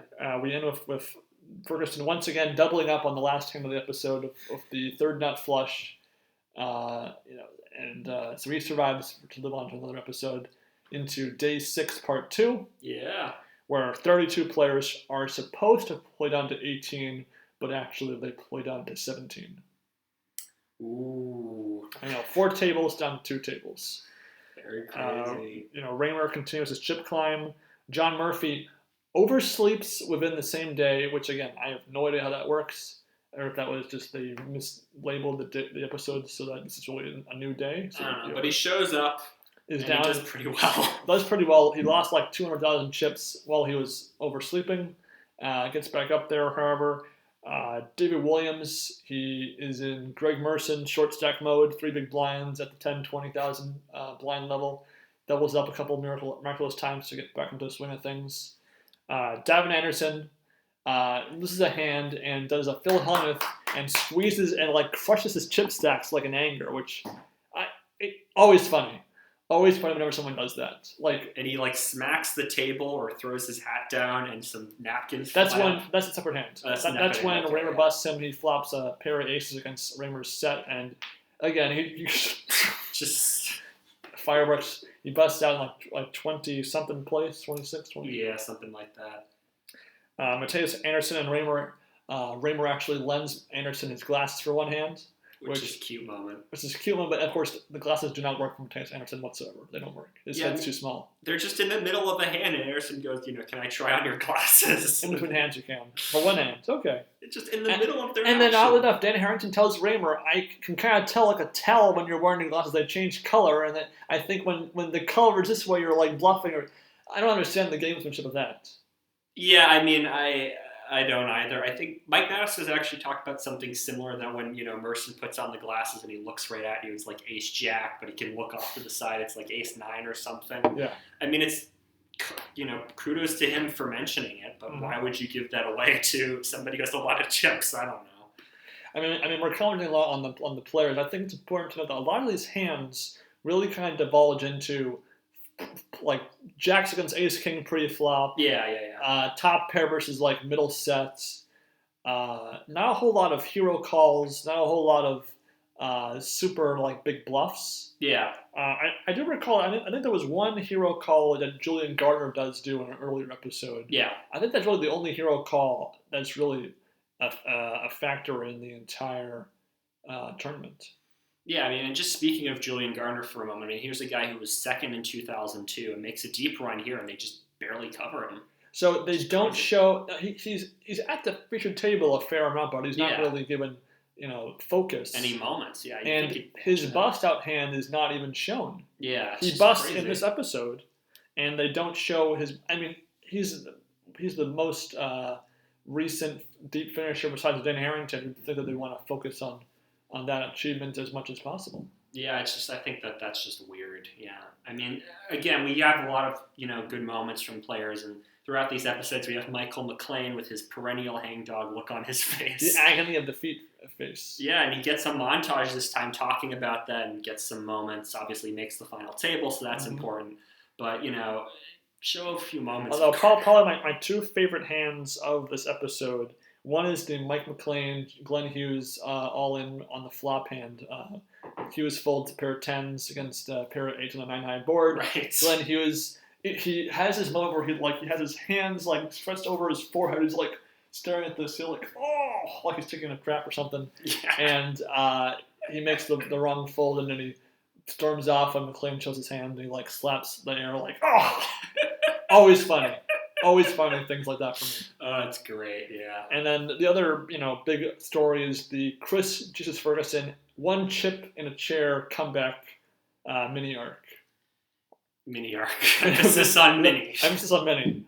He goes from all in and losing most of his chips to Gary Jones? Yeah. And he goes from one chip, he doubles up 3 straight times before ultimately busting to Mateus Anderson. But I really was rooting for him as a kid watching this episode for the first time, and it would have been an amazing story for him to go from one chip to all the way to the final table at the very least. Of course, yeah. I mean, it's just they spend so much time on him. They spend so much time on him just like walking out of the casino, tipping his hat, and really milking his Jesus icon chip for all it's worth. Just so ironic to look back on it now, where he now gets booed when he walks into a casino, and people applaud that he's leaving, that he's been knocked out when he's leaving. Mm-hmm. Yeah. But obviously in this episode as well, we also have Josh Arieh, and that we mentioned this earlier, the big hand where he wins against Demetriou. Well, back-to-back hands. He beats Demetriou, and Demetriou just takes it. He Josh Arieh rubs it in his face. Josh Arieh which he'll do multiple times going forward, complain about his opponent's play when he has the worst hand to begin with. Kind of Phil Hellmuth-ish in a sense. Yeah. Uh-oh. It's on now. It's on now. Come on, man. I mean, come on. And then John Murphy does mention how he was originally a Magic the Gathering player. Oh, yeah. And he's not the only Magic the Gathering veteran in the field. David Williams also renowned for his Magic the Gathering skills. So they try to make it sound like it has some relationship to the same skill set for poker. I disagree entirely. No. Trading card games like that, I don't think have any relation to poker. What, your Yu-Gi-Oh experience doesn't give you an edge up? I wish, man. Pokemon the trading card game, I feel like I should be a pro at this point. Yeah, and there's another source of irony with that montage because David Williams, was like a professional Magic the Gathering player. He was banned from tournaments because he used cards that were marked. So he was banned for tournaments for a year because of that. So. Yeah, you won't see that on the broadcast, but this was in 2016 or something. Absolutely, like that. But wow, so much irony. So this episode does show a montage of various eliminations back to back as it starts to wind down. As they reach to that, eventual final 18 players, Julian Gardner being one of the ones in that string of eliminations. Mm-hmm. Richard Fullerton has probably the wimpiest, pre-flop, so if I go out, what do I get if I go out now? Okay, I'm going to call. And then he goes busto in the same hands on a pay bubble. But luckily for him, at least, Harry Demetriou goes out concurrently on a different table so that they both can split 18th/19th money. But I mean, this just does not. So I It's thought so the same wimpy. thing. Just wimpy. And it takes them like multiple times for players to be like, this is how much you pay. Like Raymer There's saying, 19 like, players remaining. There's 19 The next one player is out is 19. Exactly. Well, you're basically broadcasting to your opponent. You don't have that good of hands. So, I mean, good for you, man. Nice job there. A good poker face. But yeah, we're on to day 6, part 3, which is... This is the final 17 down to 9 players. Pretty crazy episode. I really liked this one a lot. A lot happens. We get a lot of montages of different players. It does feel different, too. I mean, yeah. you were jumping back and forth from one table to the next, in a very kind of smooth directorial transition process. Yeah, I mean, they're moving back and forth between the tables very and nicely. I like that because compared to the modern day broadcast, it just doesn't feel as slick. Yeah, I mean, it doesn't. Because nowadays they have the main feature table and they have the 2 secondary tables, so you get the whole cards. The cameras are right there and everything. There's some growing pains here going back and forth between the 2 tables, but I really do like the set that they have now. I wish they had thought of that back then. Mm-hmm. They would have whole cards and rabbit cams and cameras right there. Yes. You can tell just the difference in the lighting. It's like night and day. The lighting at the feature table is so nice and crisp, and you can see everything. And then you go to the outer table, and it looks like they just used a couple lamps to light the table. Very true. Yeah. And so, I was paying attention in this episode as they showed the top 10 stacks at the start, and I was trying to see how many of those top 10 stacks make it to the final 9. Yeah. And 6 out of 10 make it. Okay. Mateus Anderson, ironically, would enter this as a short stack. He has a lot of chips at one point in this episode, and he kind of folds his way to the final table. Raymer, obviously, this is at the point where he kind of takes over and is the chip leader for the duration of the tournament all the way till the end. Yeah, I mean, he was at 5.6 million right at the start, which is pretty crazy with 15K and 30K. He does drop down, though, fair point, and then goes back up. But he's firmly in control at all times. David Williams, again, short-stacked for most of this episode and the previous one. Kind of hangs around, gets lucky a couple times, and kind of stays comfortably in the middle of the pack for the rest of the tournament after that. Yeah, and we get a lot from his mom, which is kind of sweet. I mean, they talk about how he didn't have his dad growing up, so it's a nice little story to kind of, because he's been given a fair amount of development. His relationship with Marcel Lewis is very touching. Oh yeah. His obviously the Magic the Gathering background, his family story. So he definitely becomes a pretty solid, rounded character relative to what we got in 03, for sure. Absolutely, yeah. And his mom manages to build a rail for him for every time he wins. That's just really sweet. And he didn't feel like he was a cocky young guy. He definitely felt appreciative to Marcel Lewis. Yeah. A lot of these young players, John Murphy included, kind of have that cocky young gun arrogance. David Williams did not embody that whatsoever. Yeah, I mean, we are jumping a little bit ahead here, but the moment after Marcel Lewis busts and he's sitting there with his chips, David Williams, and he's signing out, and he's got the sunglasses on so you can't see his eyes. You can just tell how emotional he is. Absolutely. That Lewis isn't there. It's that broke my heart. Oh my God. There is no way he wasn't crying on at least a tear or two on those glasses, for sure. Yeah, so heartbreaking. So John Murphy is very active at this point in the tournament. I mean, I would have loved for him to make it very deep. He makes it, 13th place is nothing to sneeze at. Oh yeah. But I think he just goes way too hard, way too much. He was outplaying so many of his competitors. I don't think he needed to take nearly as many chances as he was taking. Yeah, I mean he plays a big pot versus Josh Arieh. Yeah. A full house versus Arieh's river flush, but he bets just way too big on the river. Yeah, and then, I don't want to say he punts off his stack to Dean, but 2.5 million chips, which would have been good for, I think, like 3rd or 4th place at the final table at that point in time. Yeah.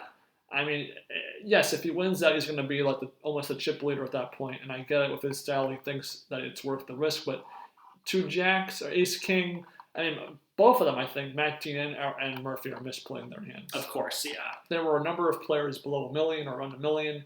2.5 million is a lot of chips at that point. When you're that close to such big bucks, I just think that you shouldn't be doing that. Yeah, the blinds were something like 20 and 40K by that point. I mean, it's just bad play. And then I just love when John Murphy walks away. Lon McCarron's like, remember that name, John Murphy, and he just never does anything. That stuck at me as a kid for so long, and then I realized he never shows up ever again. Yeah, I mean, he had he had a respectable career elsewhere. He had some cashes elsewhere. So a year or two later, but after that, he was out of the scene. Yeah, I think I saw his LinkedIn page. He mentions he's a poker consultant or something. I don't know what that means, but good for him, I guess. Well, I should mention that we were talking about the raise sizes at this point. So that Matt Dean John Murphy hand, Murphy I believe opens for 140,000, a little bit under 3 times the big blind. Okay. Yeah. Dean makes it 500,000, so about 3.5 times bigger. Murphy goes 5x on top of that. I'm stunned that either player made that raise and then that call at the end. Yeah, I mean, we get some coverage of Dean in this episode that he's a math teacher. Yeah, he's a very math-oriented, and, maybe he needs to go back to some more algebra lessons there. Yeah, I mean, he's a less experienced player. He was only 24 or something when he did this. Yes. I mean, I get that they're inexperienced. I mean, you'd figure a mathematical guy would be able to see, okay, the blinds are 20 and 40. I've got a good stack. I should just pick my spots here. Marcel is on the outer tables at this point in the episode. He has a little bit of a reporter from Europe. They're like, they want to know how many chips you have. And he's trying to tell her or if anyone else knowing, even though I don't think that's really all that big a deal. Yeah, I'd like kind to see your kind of chips. Bizarre. I mean, he made a deep run the year prior, but I guess it's a bigger deal that year because it's bigger bucks at stake. But yeah, and he had a lot of chips by that point too. Marcel, he begins the episode with about almost 2 million chips, and he gradually drops down to 1.4, then down to 1 million. Yeah. Marcel, I think we might as well get to it. The final table bubble, they played the final 10 for a very long time, and Marcel was very active, and he didn't have a lot of chips at this point. Yeah, I mean, we don't get too much coverage 10-handed. We do have Williams doubling up through Arieh. And then Lusk plus out. Marcel Lusk, he makes a mathematically, if he knows what Darren Harrington has, okay, fine, a fine play, but it's a overplays pocket forwards on 3 overcards, so flush draw that Harrington has to dominate with a better flush draw. I don't think he needed to risk it. He was very active. Yeah. They showed him playing 3 or 4 hands at the final 10, and I just think that was a big mistake. He was trying. I mean, there's always the argument of trying to survive versus win the whole thing. Yep. Marcel was trying to win the whole thing. I get that, but as a fan, you want him to get as far as possible. Of course, that's the problem. I mean, they mentioned that in the narration that Marcel's trying to win the whole tournament. 4 is there, obviously puts a lot of pressure on Harrington. Harrington, as we all know, multiple times, they say it over and over again, is a tight player. Yes. It could have worked. It could have very well worked, and Marcel could have been in good position. It's so strange. I always find myself rooting for the bellboy for the final table. Of course. Every 10th place finisher, maybe 2/3 of them, I'm always so annoyed that they're the ones that busted. How could you not be? I mean, it's Phil just Ivey would have loved to be in the final table at 03, would have loved Lewis for the final table. Looking ahead, Carlos Mortensen, infamous double, Gail Bowman. Luis Villador, I was a fan of him too. These people that, and of course, Michael Ruan. Oh, of course. I did not mention. There's something about me watching these events, the one who goes on 10th, I always end up missing. Yeah, it's just, to go that far, to be that close, and to just fall short, it's just, always stinks. Yeah, but I mean, we got some nice moments from Marcel. Absolutely, he was, as far as he was very entertaining. His table talk was pretty good. He does pretend to fall asleep and polishing his glasses versus Glenn Hughes, which was great. I had totally forgotten about that. Oh my god! I mean, and it works. It gets Glenn Hughes to fold the best hand. It was just that was very entertaining. Can I make it 325? I got one more left. That's a hand that you lost, though. Yeah, but still, yes. It's just great moments. And this episode's the Nuts did focus on sort of humorous table talk moments, which I guess were sprinkled from the entire broadcast season of the World Series of Poker up to that point. Yeah, I mean, I loved all the little moments in it. I can speak Chinese, chicken chow mein. What is the Swedish word for wow? Wow. Some good stuff there. Great moments. So, of course, Lewis Buss, he wins a healthy amount of money, $373,000. and this would not be his last taste of main event glory. He will make multiple deep runs going forward still. Yeah. But the episode 10, the final episode, this episode, of course, had two versions, the original version and the Raymer gives commentary very similar to Moneymaker's version in 03. Yeah, I mean, the commentary, I mean, you can definitely get a really good sense of Greg Raymer. He's a very calm and collected guy. Very polite. He usually spends the commentary defending or justifying the decisions made by his opponents. And their personalities. He said with Arieh, like, I thought he was a nice guy, and I thought, after these episodes there that he got something of a bad rap, which is pretty big revelation given what Arieh says about him in this episode. Mm-hmm. Absolutely. It's crazy. Yeah, by this point in the tournament, there's only 2 colors of chips left, which is usually, the final table, we say maybe 3, 4, or 5, sometimes 6 colors of chips still in play. So it definitely makes determining who has the most chips a bit more easier. You don't have to worry about adding up the different denominations. Yeah. Raymer begins the final table with 8 million chips, which is a little under 1/3 of all the chips, but still very strong. Matt Dean, probably the as far as the starting chip counts and final results, the least impressive performance. Oh my God! He goes out in 7th, beginning with second chips. Most of those from John Murphy, of course. Yeah, I mean he was an amateur player. Raymer mentioned in the commentary that his goal was to try to get 5th place so that he could have. That was probably my favorite part of his commentary, was that insight, because it's telling that even though he gets to the final 7, he all of a sudden changed his entire strategy because it was not working for him. He was losing too many chips too quickly per Raymer, and he ends up blowing it in a couple hands. Yeah, I mean, it's a good reminder that whenever you're at the final table, you really need to have a good strategy going into it. You can't just make it up. Or in Raymer's case, just run like God for the first couple hands and wreck the table one by one. Yeah, I mean, he knocks out McLean and Anderson right off the bat. With lucky bad beats, one after another. And then the tide does shift on him a little bit, kind of Jerry Yang style, where a couple of hands go against Raymer. He doubles up Al Crux. He gets bluffed by Dan Harrington. Mm-hmm. But Raymer does still stay ahead of the game, while David Williams and Josh Arieh are kind of maintaining their chip position, 2nd and 3rd place for the most part. Again, the biggest problem, we've already discussed this, though, is that there's just not very many hands that are not eliminations in this episode. Danny Harrington's probably got the only one that's really jumps out at me is his infamous 6-deuce bluff pre-flop, where he puts in over half his chips, where he supposedly was, so if he got re-raised, he was folding. Which is just crazy to think about. And Raymer said he forgot about this hand, which is even... I mean, I suppose, at the time you figure, Harrington's got a big hand, but I'm surprised he just forgot about it entirely. Mm-hmm. Man. The chip counts do get shown pretty regularly. Yep. However, this happened also with Marshall Luce episode prior. If you look at the actual chip counts, sometimes it would show like 1,059,000 chips. Yeah. When the denominations were like by 5 and 10. Exactly. So somehow like they missed a 1, or they dropped it, put it elsewhere. So the numbers didn't make sense given the chipping up, the coloring up of chips. So that happens a couple times. I'm just surprised that would get by a professional television broadcast.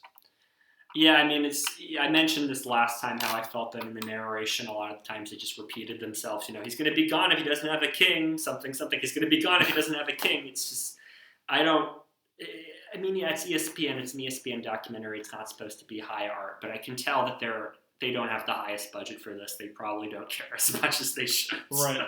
Absolutely. Yeah. Not to mention that Norm does not refer to at various times a royal flush draw as a royal flush draw. He continues it's a straight flush draw, which, again, it's kind of like your parents mispronouncing like a video game name or something in front of your friends. It's a little embarrassing. So, again, Mike McLean out first, then Mateus Anderson, then Al Crux. Again, a very nice guy. His family is featured in the stands watching the game. There's a nice segment of him talking about his family, and then he doubles up through Raymer, and then next time we see him be bust, which is always annoying. I would have liked to have seen something that he did between them. Josh Arieh gets I am the best player at the table. I'm going to win this. Again, just cocky beyond all belief. Again, he plays very well. I mean, Yeah. he makes some bad plays here and there, but he clearly does maintain a solid chip count throughout the entire tournament. So he was doing something right, obviously. After Matt Dean goes out in 7th and Al Crux goes out, Glenn Hughes goes out. There's a little bit of table talk between him and Raymer during that bust out hand. Raymer determines that Glenn Hughes has a okay but not amazing hand, which you have to wonder if Hughes had shut up, would that have mattered at all? You never know. Yeah, I mean, Raymer talked about in the commentary how he did that on purpose to try to get a reaction out of Hughes, and Hughes said something like, "Let's gamble," and that's how he came to gamble. Yes. Yeah, and then there's a later segment in the commentary. Raymer's talking about the importance of reading people and how he looks at the chest and the neck, and he does all these sort of reads, which is interesting. Yeah, I mean. And then we get the infamous "Tell me why I'm so crying over Tell me why I'm so..." And then it ends up Matusow crying his eyes out, which is a pretty good ending to it. And of course, it does show again Dalvin Anderson's infamous napkin flying everywhere, hat hit on the table. Again, those two moments, my favorites of that montage. Yeah. And so Harrington busts. Harrington busts in 4th place. He makes a lot more money for a 4th place finish than he did the 3rd place finish the year prior, or even his win in 1995. So he's, again, patting out the bank account very nicely. Josh Arieh is shown as the short stack at Final 3, goes out in the very first hand of Final 3 coverage. He, though quite infamously, whispers to David Williams, "Bust this mofo," and he caught a little bit of flack for that. He says it twice. Yes, he does. Williams doesn't even hear him. He's trying to talk to him. He's wasn't trying to check it down or anything. And Raymer does explain he's just trying to hype up Williams to try to beat Raymer, which it's funny because I don't think Raymer ever did anything to annoy Arieh or anything. No. So you have to wonder what was prompting Arieh to lean towards rooting for Williams over Raymer. Yeah, and Raymer said right before Arieh says that you were my toughest competitor too. Very respectful. Raymer's such a respectful guy, and then that happens. Yep. It might very well have just been the case that Raymer knocked him out. Raymer's character, though, he would run into some arrogant people, a la Sean Deeb in 2016, of course. Yeah. But Raymer never kind of gives it back, so props to him for his character, including against Matusow as well. Now, this would be kind of a standard thing, is when it gets to heads-up play, the loser of the heads-up match usually wins the first hand they show of that coverage, and then hand number 2 is usually the one that ends the whole thing. Yeah, I mean, as we mentioned earlier, heads-up play only lasted 7 hands this time. Next, very quick. 05, it only lasted 4 hands, and then 06, it only lasted 12 hands or something like that. Yeah, it's pretty funny. Short. Nowadays, heads-up play takes a lot longer because people play a bit more analytically and are less willing to go crazy in one big hand. Yeah. These early days, heads-up play very short. Even when the blinds were relatively low relative to the stack sizes. Yeah, the blinds were something like 50K and 100K by this point, and it was about a 2-to-1 arrangement with Raymer in the lead. Yep. Yeah, I mean, I think Raymer mentioned this in the commentary. They could have played for hours. They should have played for hours. I know David Williams, I think, kind of, again, blasts off a lot of chips with, a hand that I just don't agree with how he played it. But, again, that's just in hindsight. Yeah, I mean, the final hand is very exciting how it just goes piecemeal, bit by bit. Deuce. Raymer with the 8s, that he slow plays it. He mentions in the commentary, normally I'd raise it, but this time I was trying to sort of trap him and end the tournament right there. 5 deuce, 4 flop, then deuce on the turn, deuce on the river. Crazy. Absolutely. And, Raymer mentioned this on the commentary that Williams called his all-in almost immediately. Instantaneously. Raymer thought for a second, oh, did I actually win the hand or not? And so he actually took a moment to turn over his cards. You would have even mentioned this, I think, in the 05 main event coverage. You would mention how he thought he would, there's no way he would have won because of how fast he called. Yeah, I mean, it's crazy. I mean, yeah, it's just crazy that it just unfolded like that. Such a cool arc. So I'm trying to think here. Of the final 9, do you feel that how well was the build up to those 9 characters leading up to the final table? I do feel like we got, Raymer definitely was, we knew who Raymer was. Josh Arieh, his actions spoke louder than what the background story was, but those are both pretty strong for him. Yep. Matusow Anderson, we just kind of knew he was a loud young guy. Yeah, Williams, I'd say we got because of his mom and the segments about, I think we got, sort Matt of Dean, we knew nothing until the very end, and even then we knew he was a math teacher. That was really it. Yep. Kind of a wash. Glenn Hughes, Nothing. Nothing burger. Mike McLean. I mean, the fact that he has a certain facial expression does not mean we know who he is. Yep, same here. Yep. So it's kind of not particularly useful. Dan Harrington, building up from 03 into 04, I think we didn't need to know as much about him because we knew him from the year prior. Yeah, I mean, so I'd say the top four are pretty well characterized. What you would expect, because that's who you want to focus to. Once we get to the end, you're gonna want to get more focused to. Yeah, and the top five, the top three, excuse me, they're still putting out good results. I mean, they've all shown that they have talent on the felt. Obviously, Raymer, we're going to see next year. It's funny in the commentary how he says right at the end of the episode, I look forward to repeating next year, and came very close to it. Very close, and was really maybe one card away from at least making the final table at the very least.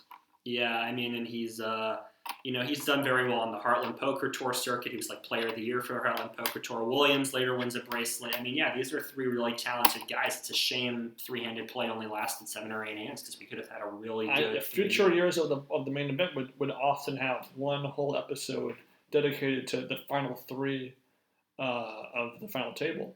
Yeah, so, I mean, 2012 and 2014. However, in this case, though, I think it was only about 13 hands that the final three onward for this final table, though. Yeah, I mean, there's nothing they can do about that in terms of the coverage, right? But as we just mentioned, they usually give a hand to the loser in the heads up thing. Maybe just show a hand of three-handed just to see what that was like. That couldn't have hurt. Cut out something else earlier in the episode. Mm-hmm.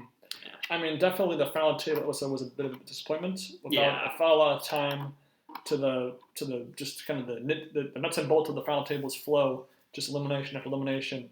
Doesn't give you a sense of the ups and downs of the whole event. It's just kind of we only have so much time for so many hands. Yeah. So I think now that we've gone over, I do think I prefer the 04 main event coverage to the 03 main event coverage. Mm-hmm. Now it's more episodes. There is one total clunker of an episode. I didn't care for a lot of the first two day one episodes. Yeah. But the meat of this tournament is very, very solid compared to, I think, some of the 03 coverage. But there's also a bit more of a level of nostalgia for me for this one because I did watch this as it was broadcasting on TV in the first place. Mm-hmm. And so that could be clouding my judgment slightly. Yeah, I mean, I'm going to give it to the 03 because as I mentioned at the start of this, I think the final table's pretty weak. Yeah, I mean, early play isn't as exciting as the later play is. I'd say the middle of the tournament with Matusow, that's really where the heart of this season is. Whereas 03, I think it was Marcel Lusk. Yeah. I did like some of the nuts segments. Those were really fun. So again, we're gonna have our own flow of favorites and least favorites. I know that coming up is some really good coverage, so we'll obviously see how it all falls on our personal preference list. Yeah, I mean, you mentioned 04 being the thing that you're nostalgic for. 05 is the one that I'm nostalgic for. I was an avid watcher for 04, 05, 06. Yeah. So all three of those years, the main event, I'm very familiar with. So that will be kind of the most nostalgic feeding to my brain. The later years, obviously, will be a different sort of experience. Yeah, I mean, same here. I mean, I'm definitely nostalgic. I really do remember 05. I don't remember 04 that much. Really like 06, as you know. Really love 06. Yeah, I mean, as much as I do make critiques of it, again, I do want to mention the sound design really was bad for me. And just several moments where I just could not hear the narration, where the clips were too loud. It gave me a headache. I did like this season. Greg Raymer very much deserved his win. Very much a talented player. David Williams, very much a talented player. Yeah, I mean, this was a satisfying season in terms of building characters, building suspense. You're not sure who exactly is going to, break from the pack and become the winner. Imagine you're watching this in 04 and you don't have the information as to who's going to win. I don't think you can really tell from the edit who exactly is going to win. Davin Anderson might be number one. It might be John Murphy. You don't know. Mm-hmm. And I'm glad that they were able to build those stories of players who didn't make, the final table. I did think that the preliminary events before the main event do compose a lot of the context of this event. So we're only watching the main event, but I think to get the full context of this tournament, you have to watch a considerable amount of the other events so that you know some of these pros, who they are, what some of these clips are from, and to sort of round out your full experience. Yeah, and that, as we mentioned before, we're focusing on the main event for our podcast. We might very well come back to some of these other tournaments when we've caught up all the way. That is some time from now, of course, but we're definitely open to hearing your suggestions if you want us to go back. If you do know what other tournaments have the nuts with the Blind Man's Bluff, do let us know so that we can watch that. I'll just watch those clips. I would love to watch those clips. It'd be a pain to parse through each episode individually to find it. That'd be a bit of a challenge. Yeah, but do let us know in the comments if you happen to know where those episodes are. And speaking of comments, we have our first question from a fan, Sue, on pocket5s.com. Yep. She was asking us our experience with casinos. Yep. And it's funny because I've actually never set foot in a casino before in my life. Me neither. I mean, when you're a kid, arcades are kind of like kid casinos, Yeah. With prizes, you're putting in money into machines. But I've never been to a true in-person casino. But I do hope sometime, maybe even this year, to maybe go to Las Vegas and experience my first casino. Yeah, I mean, I make like $700 a week, so I can't really spend money at a casino.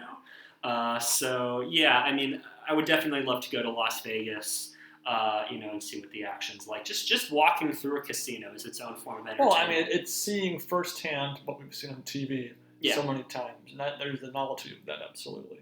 Yeah, but in answer Sue's question, we don't have any experience in terms of casino. I've played live poker with friends and family members. At college, I played a little bit of live poker, just sort of informally at bars and stuff, but that's about it. But we're amateurs to the game. We're sort of talking about the entertainment aspect of it more so than the formal GTO stuff. But thank you, Sue, for your question. Yes, thank you. Again, we welcome any questions. We love talking with our fans, our listeners, about their takes on what we talk about. Anything that we want to hear from you guys about, let us know. Yeah, I mean, if you were at all, we mentioned this before, if you were at all involved in the production of these episodes, if you were shown as like the 198th place finisher of a tournament, we'd love to hear from you. How do you feel you were edited in the show? How do you, looking back on the show in retrospect, how do you feel about how the show was made? What was your interviews like? What questions did they ask you that didn't make to air? Let us know. We'd love to hear from you. Absolutely. And so I think we've pretty thoroughly covered what we want to talk about. Yeah, I mean, nearly 2 hours. So I know, right? Crazy. So next time we'll be going into the 2005 main event. The record-setting field in the 04 would be easily outmatched by the more than doubling of the tournament in 05, over 5,600 players, I believe it was. Yeah, $7.5 million up top. And a final table guaranteeing $1 million to the 9th place finisher. Pretty crazy. So I think that's it from us for now, the Two Fish at the Table Poker Podcast. We will see you next time. And that's it. Enjoy your poker, enjoy your TV, and enjoy your TV and poker at the same time. Aussie, Aussie, Aussie, oi, oi, oi. All right. Take care, guys. Bye-bye.